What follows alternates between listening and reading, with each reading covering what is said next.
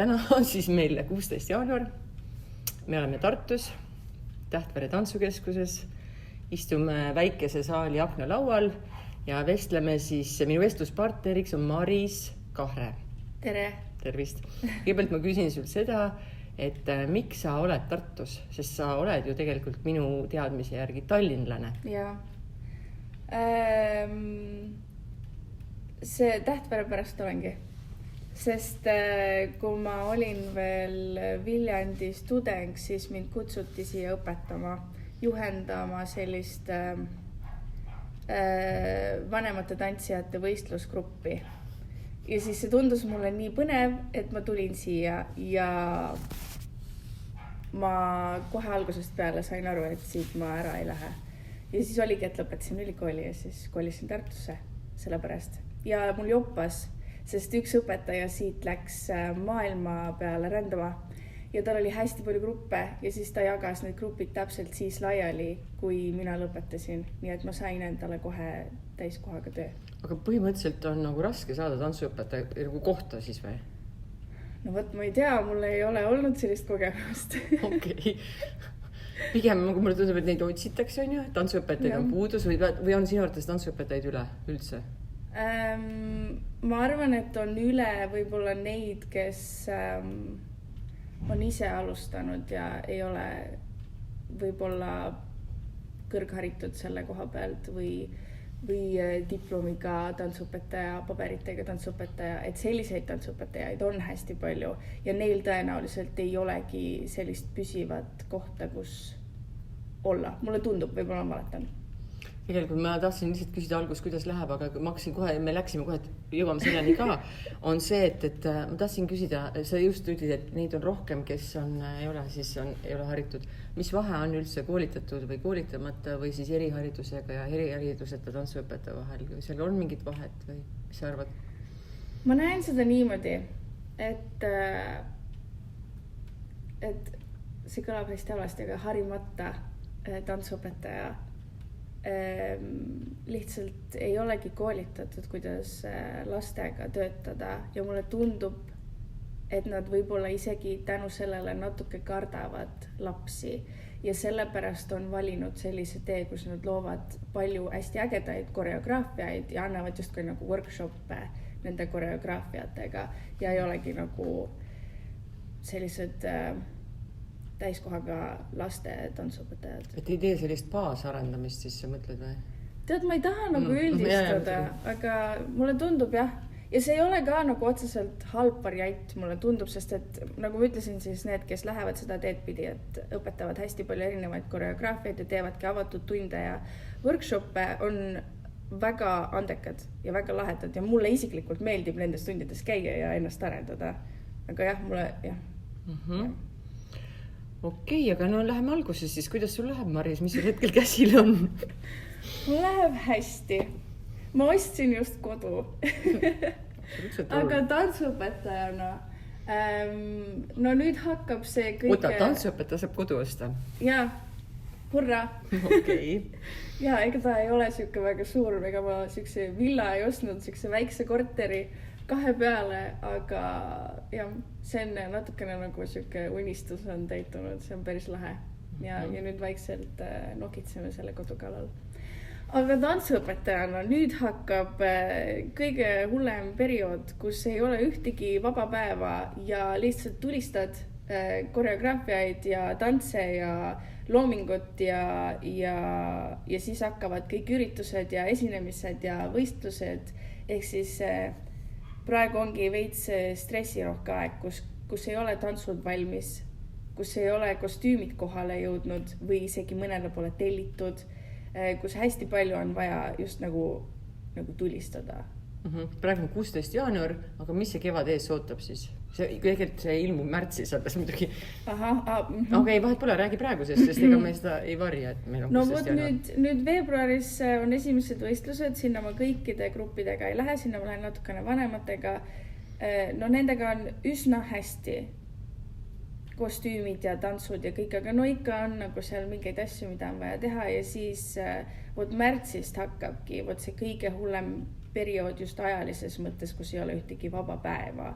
Kõik nädalavahetused on kinni, seal on koolitantsud ja kuldne karikas ja mingi hetk tuleb J-Fest ja neid üritusi on hästi palju ja siis meil on see aasta Tähtvere saab 15 ja me hakkame nüüd, kui ma saan kõik need justkui nagu võistluskavad valmis, siis me hakkame tegema lavastuse jaoks tantsi. Meil tuleb siis 15. aastapäeva puhul Tähtvere suur juubeli kontsertlavastus. Millal siis? 5. ja 6. juuni. Ja kus? Vanemuises. Okei. Ja. Aga kus tuleb siis, tegelikult ma tahakski küsida, et keda sa ja kui palju ja kus sa siis praegusel hetkel õpetad tantsuõpetajana? Lisaks võib-olla väljaspoolt Tähtveret, ma ei tea, kas sa õpetad veel mujal ka, aga loetle siis üles oma erialne koormus ja siis palju sul on seda? No nii, ma olen täiskohaga Tähtveres, ainult Tähtveres. Mind vahel harva kutsutakse kuskile väljapoole ka õpetama, aga põhikoormus on mul ainult Tähtveres. Mul on 2 eelkooligruppi, algklassi gruppi, nad on juba päris suureks saanud. Siis mul on 3 põhikooligruppi. Üks on selline, kes on juba natukene nagu gümnaasiumis. Enamus lõpetavad 9. Ja siis mul on üks gümnaasium pluss vanuses grupp, siis täiesti edasi jõudnud tantsijad kaasaegses stiilis. Ja siis ma annan põrandtehnikat, akrobaatikat eelkoolile ja algklassile ja kaasaegset improvisatsiooni. Ehk siis mul on kokku mitu tundi nädalas siis umbes? 10 gruppi.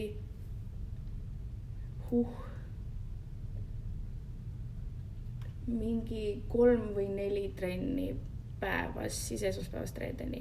Ja siis ma juhendan meie õpilaskogu ka veel. Tähtvere tantsukeskus. Palju Tähtveres üldse õpilasi kokku on umbes? Mingi 500. Okay. Ja palju õpetajaid on?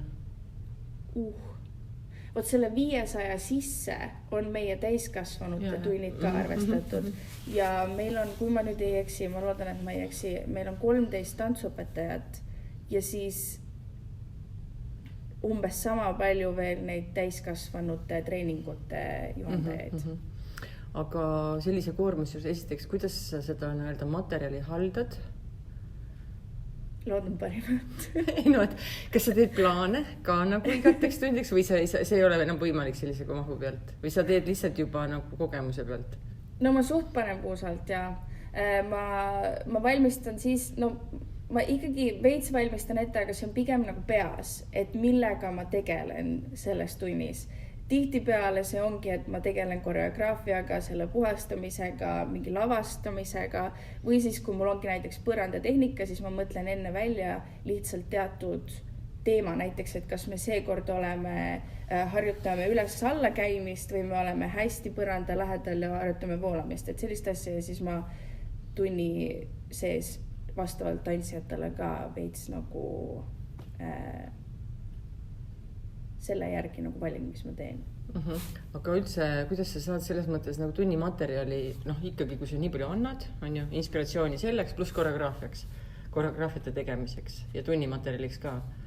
See on keeruline ja mul on olnud hetki, kus ma olen tundnud, et ma põlen täiega läbi nagu, aga vot see aasta ma olen olnud väga tubli. Ma alustasin tantsude loomise ja õpetamisega suht varakult, mõne grupiga juba septembris, nagu kohe, kui ma neid nägin. Ühe grupiga ma esimeses tunnis hakkasin kohe tegema, sest nad on sellised, kes on juba aastaid koos olnud, mul ei olnud mingit tutvumisringe või mänge vaja teha ja ma sain nagu kohe asuda asja kallale ja ma tunnen, et see võttis stressi nii minult kui tantsijatelt täiega ära.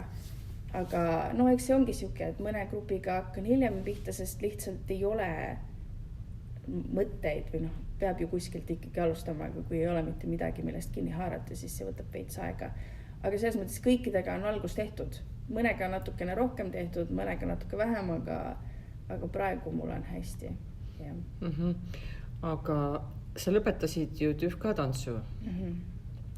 Sa oleks võinud ka töötada tantsijana näiteks, ma eeldan, on ju? Aga miks sa selle tantsu õpetad või töötad tantsijana või tegutsed ka tantsijana ise? Et miks sa teed seda tööd üldse? Miks sa selle õpetamise juurde oled jäänud näiteks? Täiega hea küsimus. Mulle tundub, et mul ei ole olnud piisavalt palju võimalusi, et olla tantsijana nagu täiskohaga tantsijana tegutseda. Ma olen käinud hästi palju lavadel ja kõik võimalused, mis meile pakutakse, nendest ma haaran ikka kinni. Meil Tähtverel pakutakse erinevaid asju. Me just see suvi esinesime, mis see oli see suvepidu 2024, see Tartu kultuuripealinna raames. Ja Superstaari saates olen käinud ja sellised asjad on nagu hästi lahedad. Mulle täiega meeldib esineda tegelikult. Aga ongi neid võimalusi ei ole piisavalt palju, et teha seda täiskohaga. Aga kuule, sa ju koolis tegid ühe töö, ma kasutasin seda sinu teemat seal oma kollases raamatus ka, see grupiprotsess, nagu sa rääkisid, sa tulid see Tähtveresse esindusrühma juurde või eliitrühma juurde, hakkasid kohe kütma, üldse ei päranud tähelepanu inimestele. Kas sa selle, et kuidagi arvestada, kuidas grupp kujuneb, on ju, et kes on seal need konfliktifaasid ja kõik, oled sa seda teadmist saanud ka pärast töös kasutada siin edasi? Mäletad üldse seda? Tead, see oli ju mingi kõvasti aega tagasi. Selle jooksul on nii palju asju juhtunud, aga ma arvan, ma konkreetselt sellele olukorrale ei ole niimoodi tagasi mõelnud, aga ma arvan, et see kasvatas mind igal juhul ja mul on olnud hästi palju erinevaid konflikti olukordi, mis on täiesti loomulik suhetega, ikka tuleb, et ei ole, kas on õpetaja ja õpilase suhe või õpilaste omavaheline suhe. Neid olukordi tekib ja ma tunnen, et ma olen igast olukorrast õppinud ja järjest paremini. Ma kindlasti ei ole ideaalne, aga ma väga püüan nende asjadega hästi toime tulla. Ja siiani mulle on tundunud vähemalt, et kõik olukorrad on lahenenud sõbralikult, mis on hea. Aga korraks tegelikult mul jäi enne üks asi, et kui sa ütlesid, nüüd hakkab see kõige kiirem periood, et kui tegutseb tantsuõpetajale poole pöörduda ükskõik, ma ei tea, kutsuda koolitusele või ma ei tea, igas siis kevad on välistatud, jah?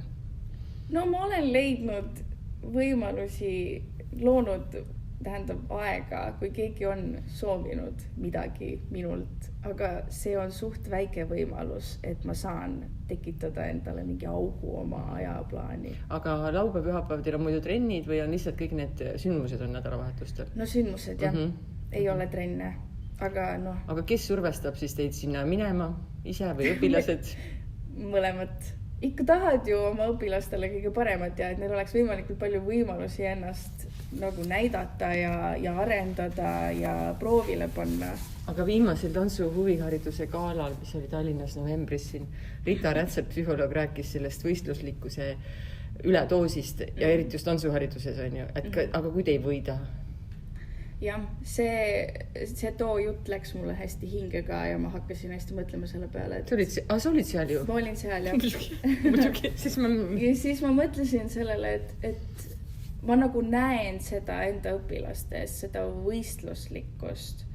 Ma lihtsalt tahaks loota, et ma suudan neid kasvatada, õpetada niimoodi, et see ei ole miski, mida nad taga ajavad niimoodi, et kui nad ei saa, siis see teeb neile haiget.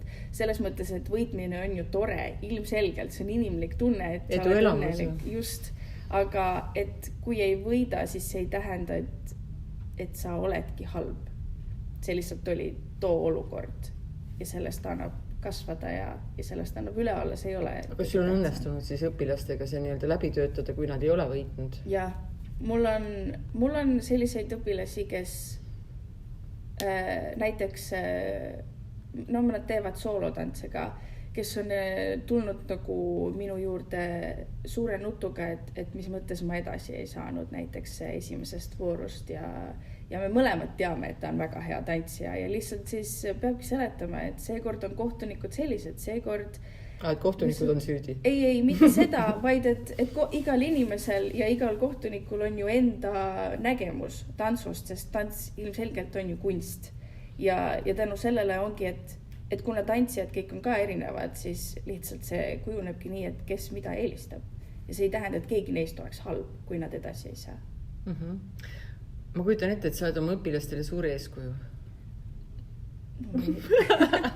Nagu nii-öelda erialaselt kui inimesena ma arvan ka on ju, et tõesti, aga räägi oma erialasest teekonnast lühidalt, põgusalt, mingid murdehetked, mis sinu jaoks on olnud, et kuidas sina nagu siia jõudsid, mis on nagu mingid suuremad nagu muutuste põhjustajad olnud, et kas on olnud eeskujud või on mingisugune, et sattunud kuskile, kuidas, või teetähis, et kuidas sa siia oled nagu jõudnud sellesse hetke, nagu kas sa ise oskad nagu aduda, et okei, mind on mõjutanud seda, aga võib-olla minu õpilasi ka hakkavad mingid niisugused asjad mõjutama.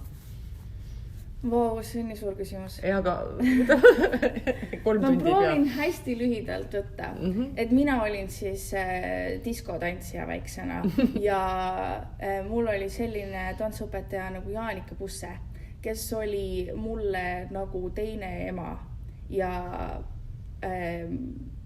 vot mulle tundub, et tänu temale ma üldse kuidagi tundsin nii suurt armastust tantsu vastu ja tänu sellele, et tema oli mulle nii suur eeskuju ja nii tore inimene mu kõrval lisaks sellele, et hea õpetaja. Aga mis tegi selle tema hea õpetajaks või selleks, nagu, kes ta sinul oli? Mis need kvaliteedid näiteks, kas sa oskad nagu? Vastastikune austus. Ta oli enamus ajast kannatlik.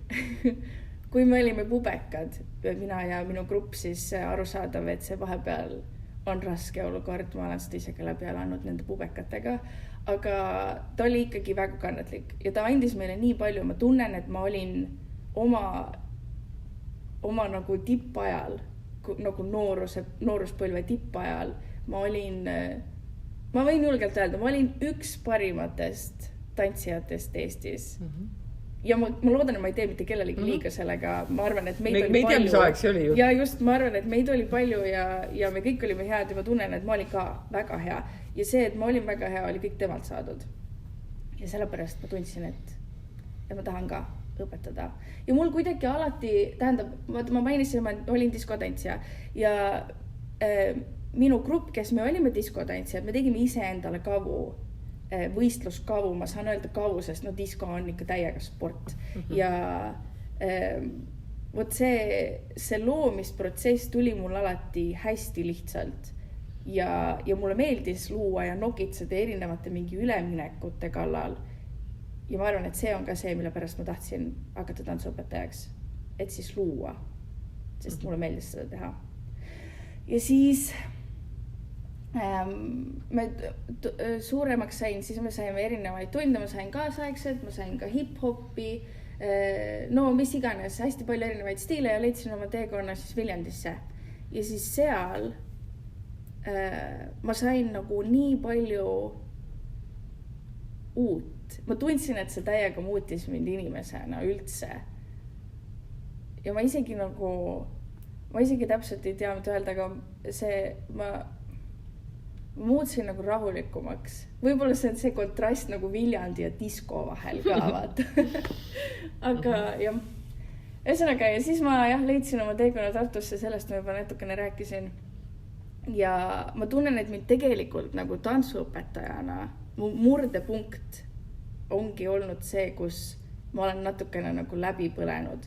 Ja nüüd mulle meeldib luua, mulle meeldib seda nimetada oma loomisprotsessi nagu YOLO moodiks. Ehk siis natukene seda viisi, et ära mõtle üle, sest ma olen olnud selline tantsuõpetaja, kus ma olen tahtnud luua midagi, mis teistele hullult meeldiks, midagi hästi lahedat, aga siis ma sealjuures kaotan nagu ennast ära, vaata. Ja siis peale seda sükest murdepunkti ongi, ma sain aru, et kõik, mis mina loon, on ju uus teistele, sest keegi teine ei ole mina. Ja ükskõik, mis ma ka ei tee, siis isegi kui see ei ole, ütleme, mingi tants, mis läheb lavale, vaid lihtsalt mingi koreograafia tantsijate arendamiseks, siis see ei pea olema kõige vingem koreograafia terves maailmas, sest see on juba tükike minust. Ja see on tantsijatel igal juhul uus, sest keegi neist ei ole mina. Ehk siis sellega ma võtsin ise enda pealt nii palju pinget ära ja ma olen hakanud tantse ka looma niimoodi. Ja ma võin julgelt öelda, et see YOLO mood vähemalt see aasta on mind nagu täiega päästnud ja tekitanud sellised tantsud mulle, loonud sellised tantsud mulle, mille üle ma olen nagu super põnevil, sest need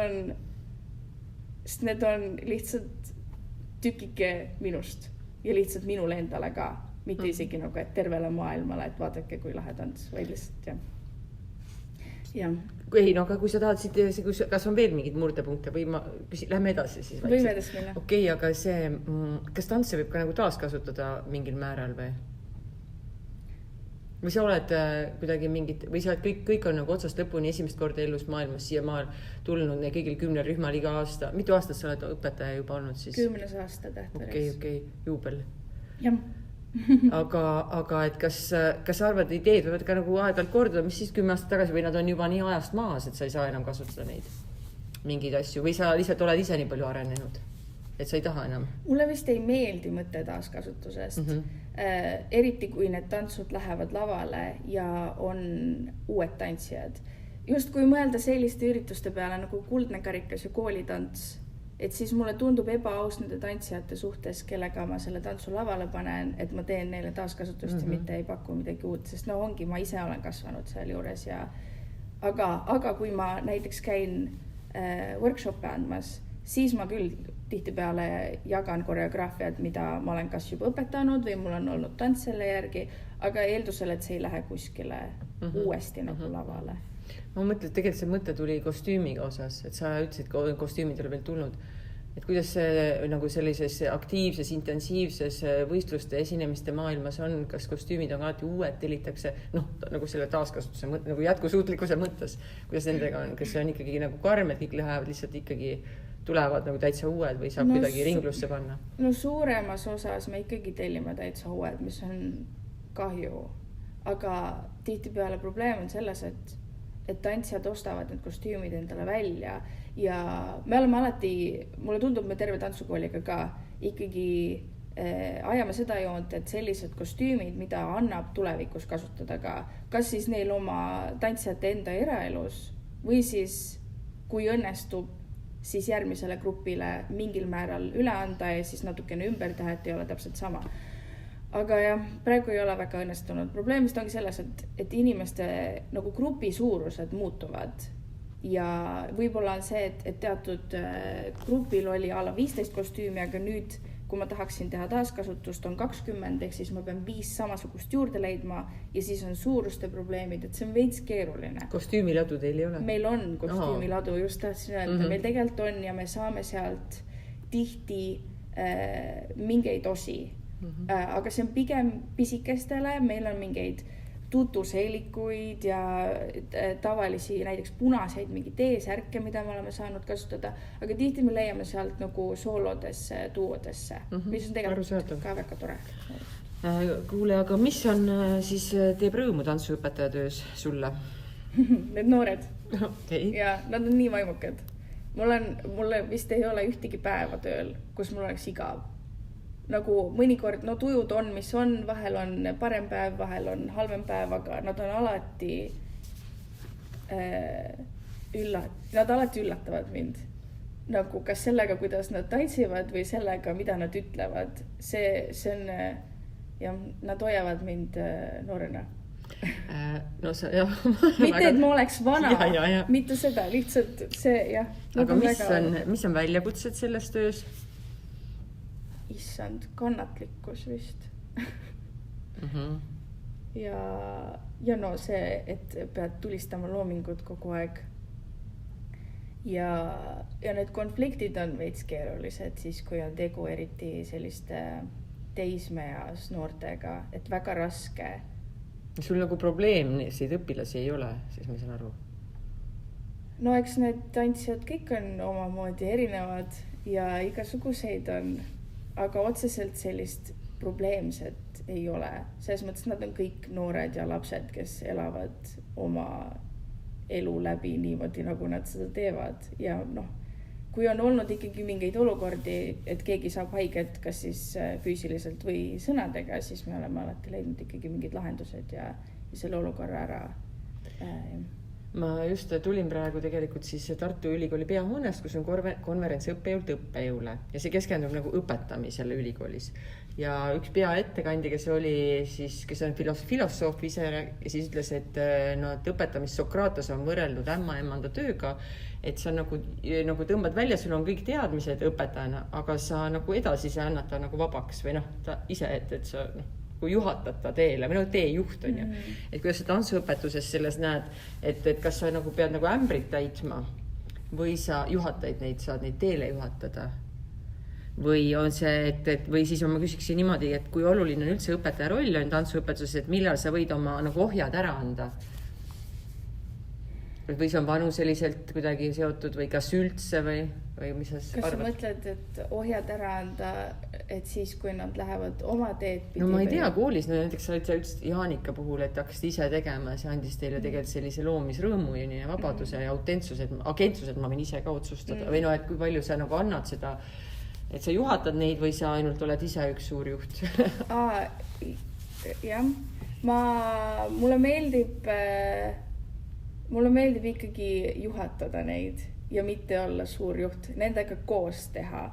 Muidugi siis, kui ma loon tantsu ja lavastan ja õpetan koreograafiat, siis on vaja, et nad teeksid kõik koos puhtalt nende ürituste jaoks, aga ma hästi palju, kui on seda aega, annan tantsijatele võimaluse ise luua kas gruppides või soolodena, annan neile mingisugused juhtnöörid kätte, kas või mingid märksõnad, et oleks lihtsam millestki kinni haarata. Ja minu jaoks on hästi oluline see, et tantsijad oskaks ennast ise soojaks teha ohutult.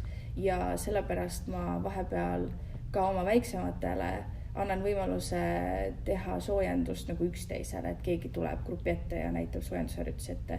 Ja me oleme sellest alati rääkinud ka juba väiksest peale, et millised on soojendusharjutused ja millised ei ole, et alles Hilda ei viska nagu soojendusharjutuseks. Aga see praegu võtus mõte ära. Et mulle tundub, et kõik sinu õpilased, vähemalt kõik sinu õpilased, ma ei tea, kas Tähtpere kõik õpilased on ülimalt motiveeritud ja tublid. Kõik tahavad teha tohutult tantsu, trenni käia. No, ma loodan, et nad on. Ja, aga mul on selliseid gruppe ka, kes on rohkem nagu hobikorras ja nad on teadlikud sellest, et nad on hobikorras ja neil ongi mingid muud tegevused. Aga mis motiveerib neid need õpilasi niimoodi olema motiveerituna? Siis kas sa saad aru nagu, et kõik on motiveeritud, tulevad, siis hakkame aga tegema? Ma arvan, et see on keskkond, sõbrad. Okay. Ja et siin on tore olla. Et kui tuled kas või siia majja või oma grupiga saad kokku, kui juhendaja on ees tore, siis see ju motiveerib. See on nagu, et isegi kui eesmärk ei ole olla Eesti parim tantsija või võita kõik võistlused, siis sa ju tuled siia, et oleks tore aega veeta. Absoluutselt. Okei, ja sina õpetajana veel, kas sa vajad mingit tuge või millist nagu tantsuõpetajana vajaks siit või vajad?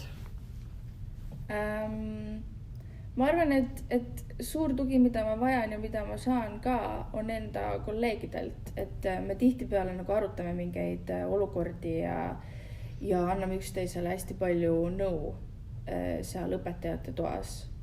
See võib olla nii tantsijate kohta või tantsude kohta või üldse mingisuguse teema kohta, et kuidas õpetada mingit kiiret liigutust või mis iganes, et selles mõttes nad on kõik täiega mu jaoks olemas ja ma loodan, et mina nende jaoks ka. Aga kas sul on üldse või millised siis, kui on erialased arenguplaanid, kas sa tunned, et sa tahad juurde õppida, võtta mingit asju juurde, ma ei tea, töötubas või mis iganes vormis on ju, kas ja kus ja mida sa nagu otsiksid või vaatad ringi? Ma tantsijana käin ennast pidevalt arendamas ja seda ma tahaks jätkata nii kaua, kuni mu keha veel vähegi jaksab. Veits on läinud keerulisemaks viimasel ajal, aga kuna ma olen endale leidnud hip-hopi nüüd viimaste aastatega, mis on kehale kindlasti kõvasti sõbralikum kui kaasaegne tants või lüüriline džäss näiteks. Sa mõtled kaasaegse tantsu all siis mida? No, contemporary dance, mitte kaasaegne põrandatehnika nagu Viljandis. No vot need mõlemad tegelikult on päris nagu keerulised. Et selles mõttes on tore olnud lihtsalt nagu bounce ida ja groovida. Ja need ei ole nagu nii raske, mul on seljaga olnud palju probleeme ja see ei tee mu seljale liiga. Aga jah, et tahaks ennast tantsijana arendada nii kaua kui võimalik. Ja ma olen käinud erinevatel koolitustel ka, ma hetkel ei tunne puudust millestki kindlast, aga tihtipeale on see, et tulevad mingid koolituste nimekirjad ja siis ma olen nagu, et see tundub hästi-hästi põnev ja siis saan juurde õppida. No nii, hakkame vaikselt juba jõudma kuhugi, et mida sa pead, muidu tantsu õpetades, sa oled juba nii kogenud õpetaja, on ju, pead õpetades oluliseks, mida sa ei jäta kunagi näiteks tähele panuta, ma ei tea, kas või igas tunnis või mingid printsiibis või? Wow.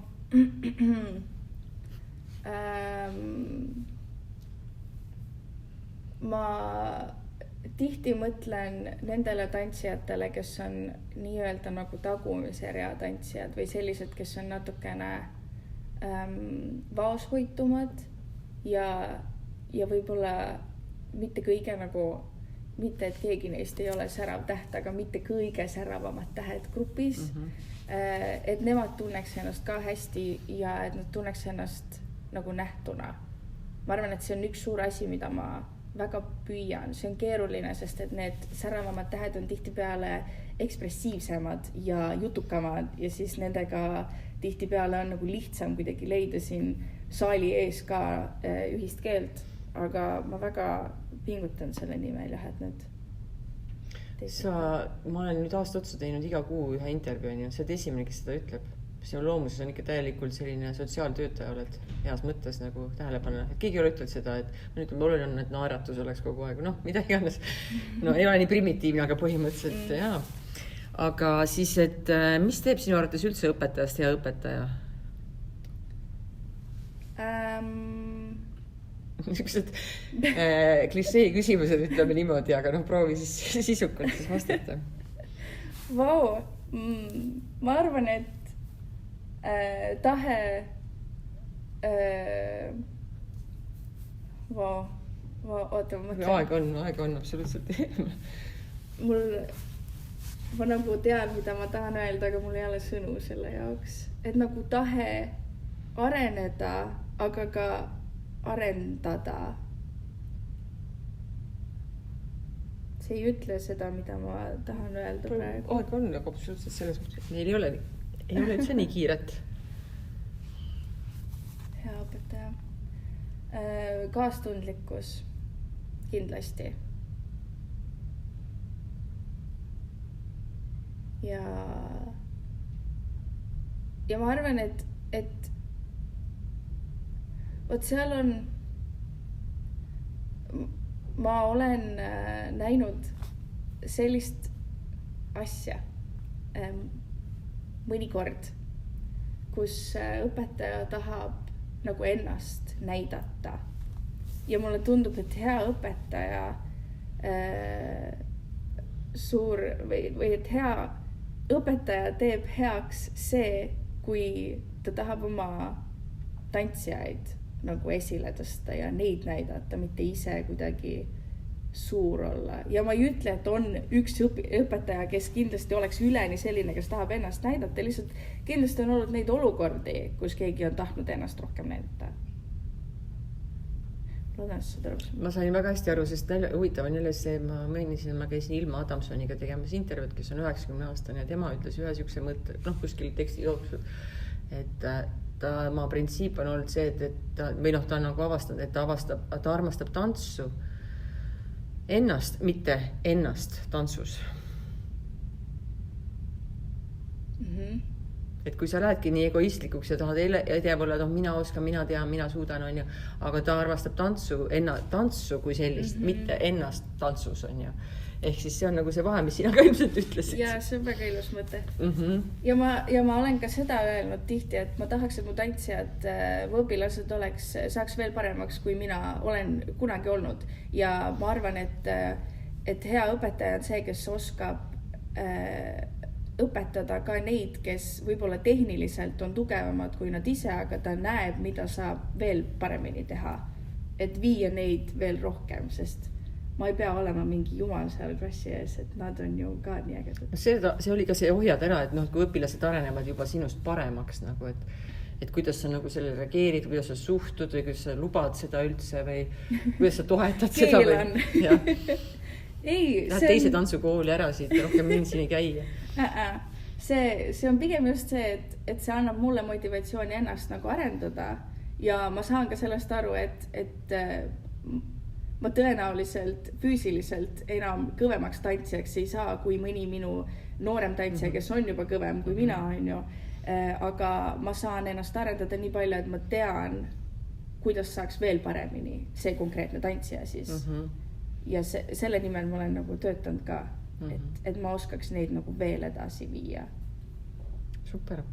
Ja mul on üks viimane küsimus, et kas sul on niisugune enda jaoks nagu mingi moto või sõnum, näiteks tuled tööle või tuled, mingi, mis sul nagu tiksub õpetamise, tantsuõpetajana, tantsuõpetamise juures ja see võib-olla moto toetab ka kedagi teist, et mida, mingi siuke lause või mõte või mis endale aeg-ajalt pead meelde tuletama või siis lihtsalt tuleb praegu.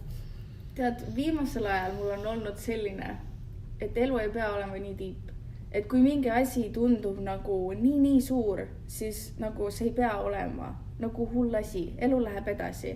Ja siis teine asi, mida ma olen tegelikult terve elu tundnud, on see, et kui kuidagi ei saa, siis kuidagi ikka saab. Ehk siis nagu no stress, et küll kõik laheneb. Ja. Väga hästi, tahad sa ise midagi lisada, mis siis tagasi mõtted hakkavad siis tulema, kui jutt on lõppenud? Ma ei tea. Nii põnev on mõelda enda peale kui tantsuõpetajale. Kelle peale sa muidu mõtled endast siis? Kellena sa oma identiteedilt nagu oled? Ei, ma olen ikka tantsuõpetaja. Tantsuinimene oled sa lihtsalt? Inimene, ma tunnen ennast ikkagi kui tantsuõpetaja, no jaa. Lihtsalt ma ei ole võib-olla nii sügavalt mõelnud selle peale, et mis on minu... Kui suur see mõju sul on? Mitu õpilast sinu alt nagu läbi käib? 10 rühma? No seal mõned tantsijad kattuvad nende valiktundide juures, nii et mul peaks olema mingi, no vist 200 ei tule ära, aga ma arvan, et 150. Suurem kui väike kool. Jah, neid on ikka palju. Sellel hetkel, kui ma nad kõik korraga endale siis sain, kui ma ülikooli lõpetasin, siis mul oli tükk tegemist nimede äraõppimisega. Ja see on miski, millega ma olen iga aasta pidanud kõvasti vaeva nägema, sest mul on hästi halb mälu. Ja see on olnud täiega keeruline, aga viimased aastad ma olen suurt uhkust enda üle tundnud, et ma olen kõik nimed selgeks saanud. Oota, mis mäluga liikumine ju toetab ajutegevust? No vot, millegipärast see hästi ei tööta minu puhul, nagu et kõik liigutused on meeles, aga kõik nimed lähevad meelest ära. Mul sama tegelikult 4. kursus ma olen ikkagi 2 tudengi nime siiamaani sassi, see on lihtsalt piinlik, aga ma tegelen nime asjadega, neid on 6. Ei, aga nägusid ju tead. Ei ongi, aga nad on tüpaasid on kuidagi midagi seal nii olemuslikku sama, aga nagu muidugi on täiesti erinevad inimesed minu jaoks, aga nimi tuleb ikka vale. Jah, mul on tihtipeale see, et ma tean täpselt, milline tantsija ta on, nagu mida ta vajab, kuidas ta liigub, mis on tema mingisugused isikupärad, aga siis nimi, 0, pole arnäugi. Aga ma arvan, et see nimi on nii teisejärguline sellel hetkel, kui ma tean, kuidas taga tööd teha. Lihtsalt veits piinlik, kui ma olen nagu, et mis su nimi oligi? Kuule, aitäh. Ma arvan, et oli tore. Üsna süke hoogne. Me oleme rääkinud 37 minutit. Ma arvan, paras jagu. Ei pea rohkem venitama. Ma arvan, oluline sai räägitud, mis mina tahtsin küsida. Väga hea. Aitäh. Kuule, aga ilusat tööpäeva.